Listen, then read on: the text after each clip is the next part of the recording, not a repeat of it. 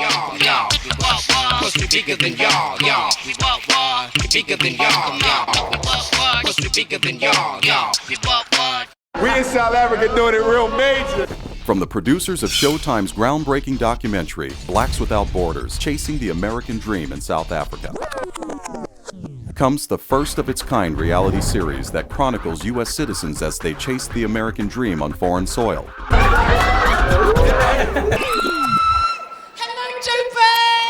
James Prevost is here. What's up, y'all? What's up? Yeah, I'm a hustler. We all hustling. Who's not hustling? You can take a hustle all the way up from down the street all the way to a president of a country, because everything you have today don't mean what you're gonna have tomorrow. So if your environment or your structure change in any way, you gotta get on the hustle and you gotta find out how you're gonna feed yourself. I'm a capitalist. I'm truly here for the purpose of making a good business. Anybody that comes here for, in business for any other reason, one would have to question what they're here for. I'm a gemologist and a diamond trader.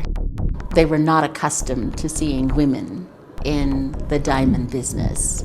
So the first thing they told me was, no, diamond traders are Orthodox Jewish males. They are not Black African-American females.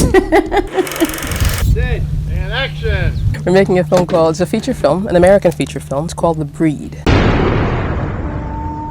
You guys hear that?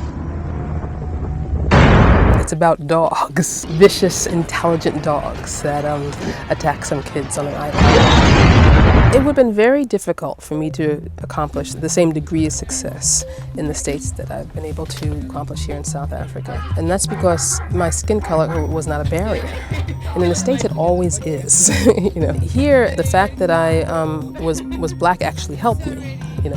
And the fact that I had a really good resume when I got here was all that mattered, actually. So they looked at my resume and they said, wow, this girl has done something. Some of these modern-day Globetrotters will do well. I grew up in the projects, so I figure if I'm gonna live in Africa, I ain't gonna live in the projects. And when my mom's coming to visit, she think I'm rich. She think I'm living large. It's like, yo, MTV cribs up in the house. And for others, the dream may become a nightmare. And I'll be honest with you, I've seen brothers and sisters come down here with bad attitudes, and they went home with bad attitudes. You looking good, man. You got that African on today? African Americans were really challenged when they came here. We found that the divorce rate went up significantly when they moved here. This is the hustle capital. So if you come in here trying a little shady business, people are gonna see straight through that. I just don't want to leave the impression that you can come here, put a stake in the ground, and everything's gonna be okay. With the success of these wildly popular shows, add to that 5 million Americans moving abroad each year, and more than 11 million seriously considering living outside the U.S., is proof positive that there's a market for stories about Americans living in international settings. Welcome to the show, man. Hey, how you doing? Blacks Without Borders is real-life people in real-life situations. It's interesting when you look at your life and you say, well, I'm an American, I've been lived most of my life in America, born and raised, that you relate the happiest moments of your life in another country.